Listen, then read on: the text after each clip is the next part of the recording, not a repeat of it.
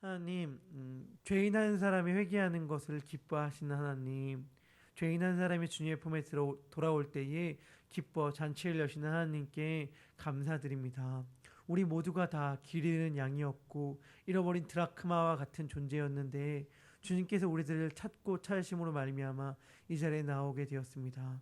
그러한 주님의 은혜에 감사하며 우리 또한 이러한 주님의 마음을 품고 이 땅 가운데 잃어버린 자를 향한 주님의 마음을 함께 공유하며 그들의 주님의 품으로 이끄는데 사용되게 하여 주시옵소서. 주님께서 오늘 하루 말씀으로 우리들을 온전히 이끄실 것을 믿고 기대합니다. 예수님의 이름으로 기도합니다. 아멘. 오늘 누가복음 15장에는 우리가 너무나도 잘 아는 비유들이 나옵니다.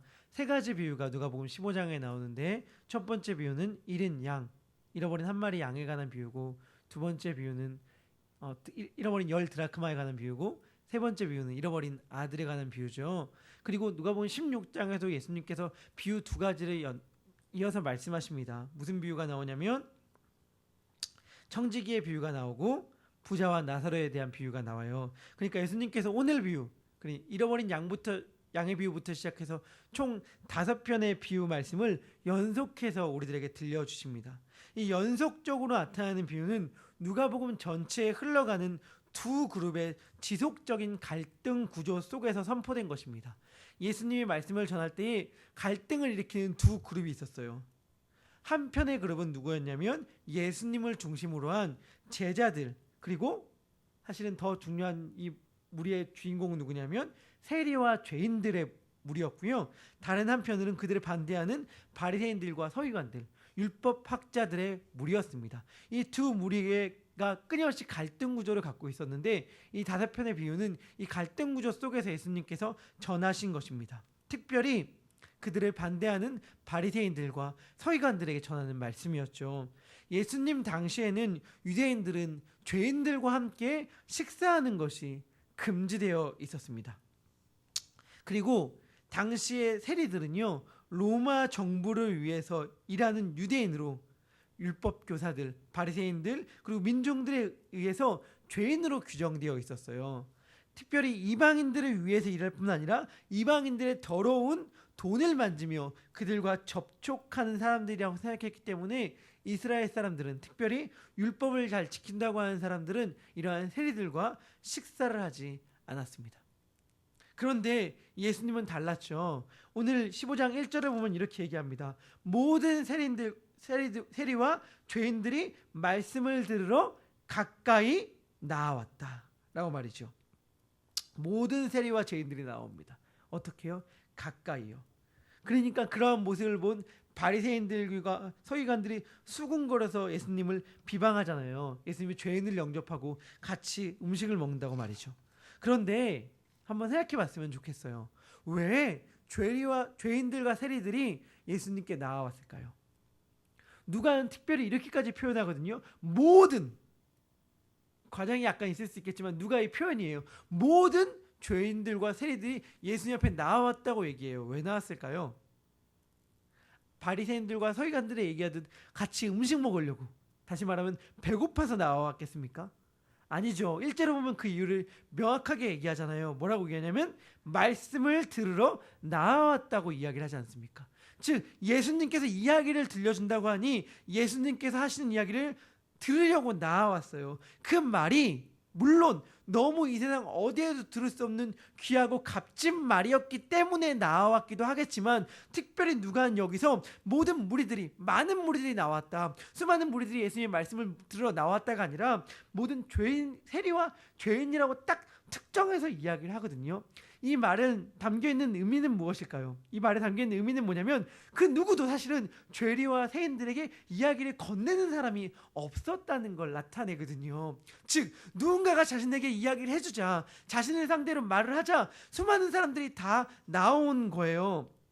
한번 이러한 모습을 상상해 봤으면 좋겠습니다. 이때까지 아무도 상대해주지 않았던 사람, 자기를 피하기만 하고 손가락질만 했던 사람들로 가득한 세상을 살아왔던 이들이 누군가는 많은 사람에게 칭송을 받고 있는 예수님이라는 분은 우리들을 향하여 말을 걸어주고 우리들과 대화하고 우리들과 함께 식사를 한다는 소문이 죄인들과 세리들의 무리에서 퍼지기 시작하는 거예요.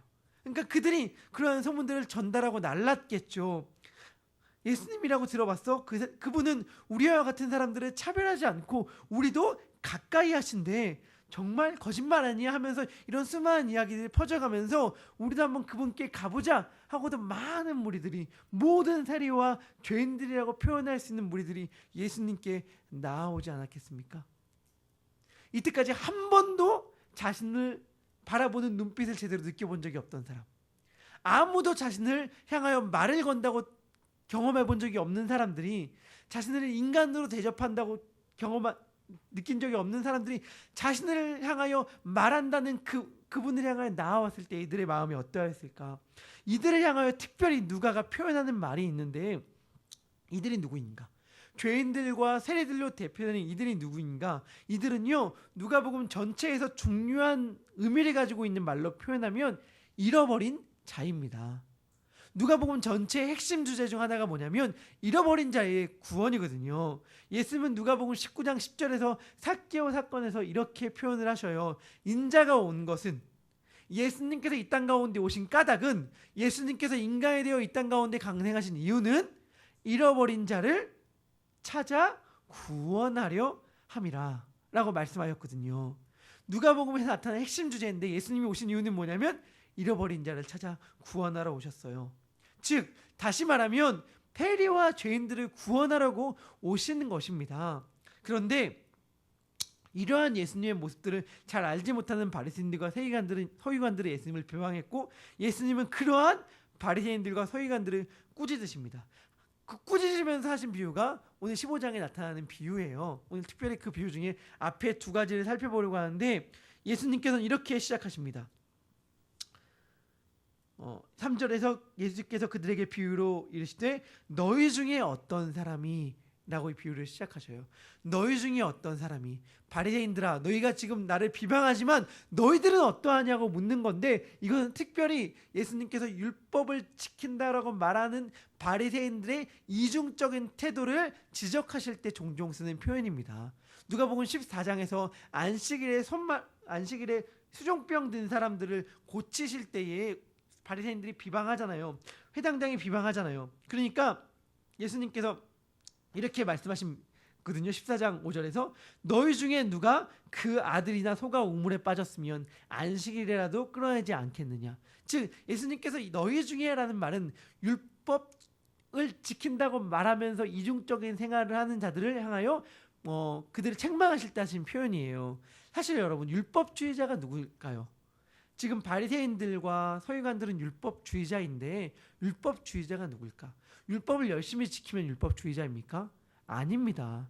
예수님께서 지금 음식을 가지고 난 저들이랑 음식 안 먹어 라고 말하면서 자신이 율법을 지킨다고 착각하는 바리새인들과 서기관들을 향하여 이렇게 꾸짖으시는데, 정말 율법주의자가 뭐냐면요, 자기가 지킬 수 있는 율법은 지키고요, 지킬 수 없는 율법은 지키지 않는 자가 율법주의자예요.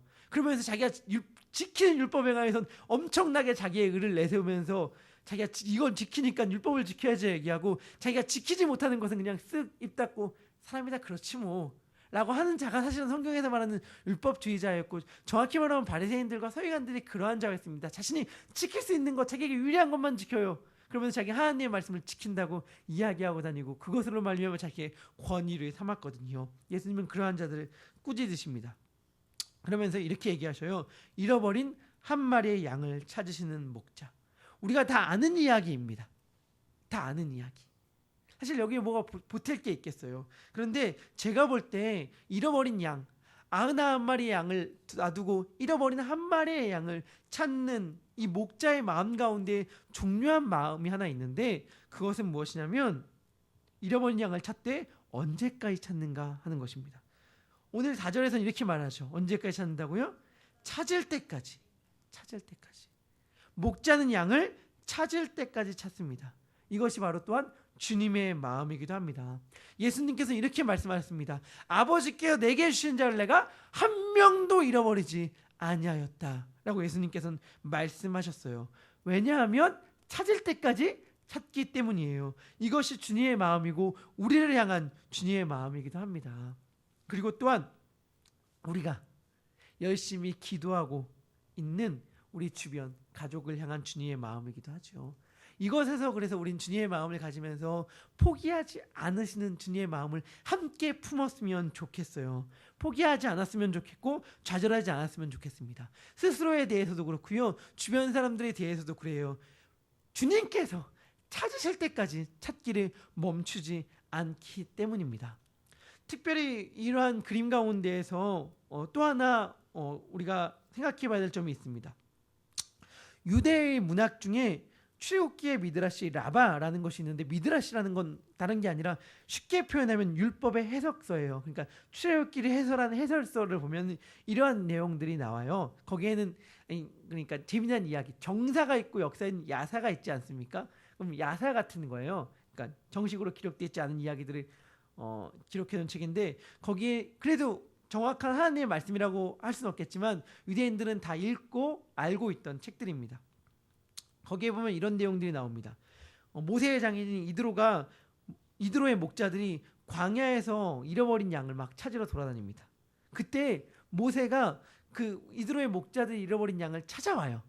찾아오면서 너무 기뻐서 어깨에 딱 들어매고 온다는 이야기가 있거든요. 이 이야기들은 아마 많은 유대인들과 당시 율법학자들과 서기관들은 알았을 거예요. 그러니까 지금 예수님께서는 아마 이런 것도 염두에 두지 않았을까 생각해 보았습니다. 모세는 당시에 이스라엘 백성들을 구원할 지도자였잖아요. 근데 율법학자들과 바리새인들이 그렇게 칭송에 맞지 않는 모세의 역할을 실제적으로 누가 하냐면 예수님이 하시잖아요. 예수님이 진정한 모세 아닙니까? 더 정확하게 말한다면 사실은 모세가 예수님의 예표였죠.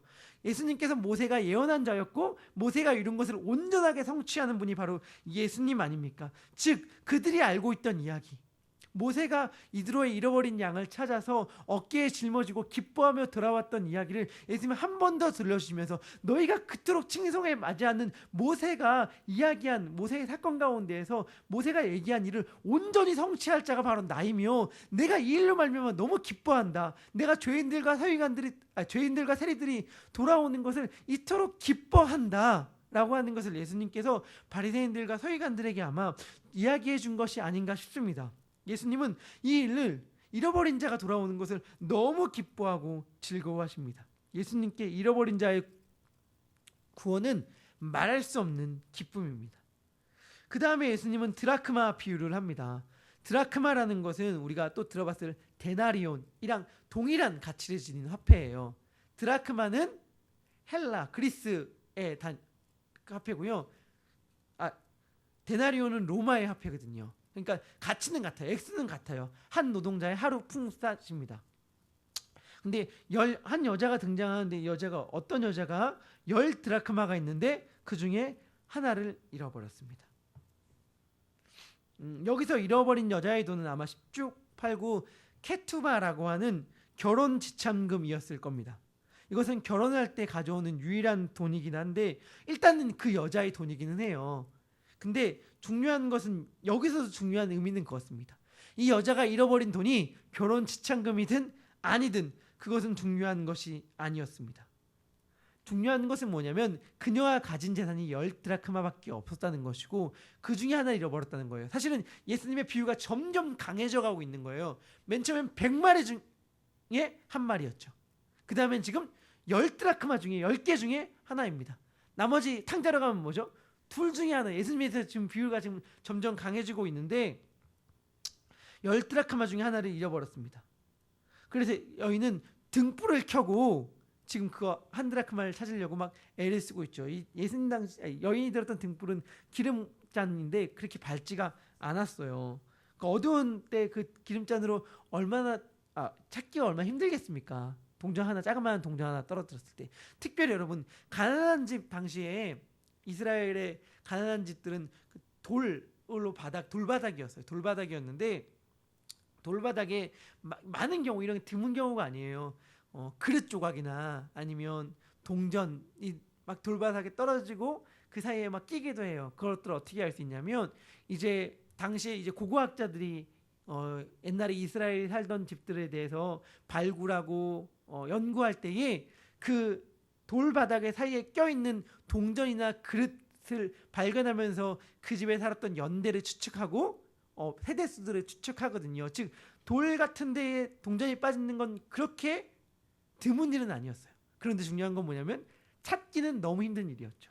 사실 그러니까 지금 발굴할 때 그 동전들을 찾아내서 연대를 추측하고 이러지 않습니까? 그러니까 이 여인이 동전을 잃어버렸을 때 얼마나 간절하게 동전을 찾았는데 얼마나 찾기가 힘들었을까를 생각해 보는 거예요. 그러니까 거의 아마 정말 못 찾, 너무 찾아야 되는데 찾기가 너무 힘든 상황인데 역시 이 여인도 어떻게 찾죠? 막 쓸어요. 쓸으면서 부딪히는 소리가 나지 않을까 찾는데 여기서는 예수님께서 또 이렇게 말씀하십니다. 찾기까지 찾는데 어떻게 찾죠? 이번엔 부지런히 찾아요. 그러니까 중요한 것은 잃어버린 양을 찾든 드라크마를 찾든 간에 중요한 핵심은 무엇이냐면 그 찾기까지 찾는다는 것입니다. 이게 바로 예수님의 마음이라고 지금 들려주는 거거든요. 잃어버린 자를 향한 예수님의 마음은 뭐냐면 찾기까지 찾고요. 중요한 것은 뭐냐면 찾으면 어떻게 하는가? 찾으면 잔치를 열어요. 양을 찾아도요. 주변 사람들을 다 불러놓고 잔치를 열고요. 동전을 찾아도 잔치를 엽니다. 내일 있을 탕자의 비유에서 아들을 찾아도 어떻게 하죠? 잔치를 열어요. 이게 주님의 마음이라는 겁니다. 다른 것보다 전 이 주님의 마음을 한번 생각해 봤으면 좋은 하루가 되었겠어요. 사실은 참 그렇잖아요. 뭐냐면 내가 열심히 노력해서 찾았잖아요. 그러니까 나의 수고의 대가죠. 이 본문을 따지면 목자가 열심히 어디 길 잃은 그 양을 막 혼자 찾아서 찾았다인 거예요. 그리고 드라크마도 마찬가지예요. 자기가 잃어버린 거를 찾은 겁니다. 누군가가 선물해 준 것도 아니고요. 누군가가 뭐 한 것도 아니고 잃어버린 자기가 열심히 노력하고 수고한 대가로 찾은 거예요. 그런데 어떻게 하냐면 잔치를 연다는 거예요. 잔치를 연다는 거. 그리고 더 중요한 것은 앞으로 나와 탕자의 비유에 나오지만 바로 여기서도 탕자가 돌아왔는데 주인이 잔치를 열잖아요. 누군가가 잘해서가 아니잖아요. 누군가가 우리가 잘했을 때 격려하고 그에 합당한 보상을 해주는 게 아니란 말입니다. 잃어버린 양이나 드라크마를 찾았을 때 그에 합당한 보상을 해주는 것이 아니라 오직 그 찾은 자의 수고로 말미암아 찾았음에도 불구하고 뭘 하냐면 잔치를 한대요. 잔치를. 그런데 이것이 바로 전 주님의 마음이 아닐까 생각해 보았습니다.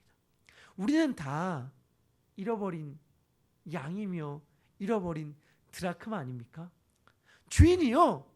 에이 뭐 어떡하겠어. 이것도 뭐 운명인가? 하면서 그냥 어차피 아흔아홉 마리 있는데 뭐 하면서 버려뒀다면 잃어버렸지만 찾을 가능성이 거의 없으니까 하면서 그냥 절약하면서 열심히 살아야지 뭐 하루 일 더하지 뭐 하루 풍산이라니까요. 하루 일 더하지 뭐 하면서 살았다면요. 그냥 잃어버린 채로 소망 없이 살았을 거예요. 그런데 주인은 찾을 때까지 찾더라고요. 그리고 찾으니까 잔치를 열더라고요. 이게 주님의 마음이라는 걸 기억했으면 좋겠어요. 사실은 우리가 잃어버린 양이고 드라크마였다는 것은 무엇이냐면 여기 모인 모든 사람들은 다 주님께서 자신의 열심으로 말미암아 다 한 사람 한 사람 불러서 여기까지 왔단 말이에요. 여기까지 모시고 온 것이 바로 주님의 노력이란 말입니다. 그런데 제가 사실은 이 말씀을 묵상하면서 그런 생각들을 하게 되었어요.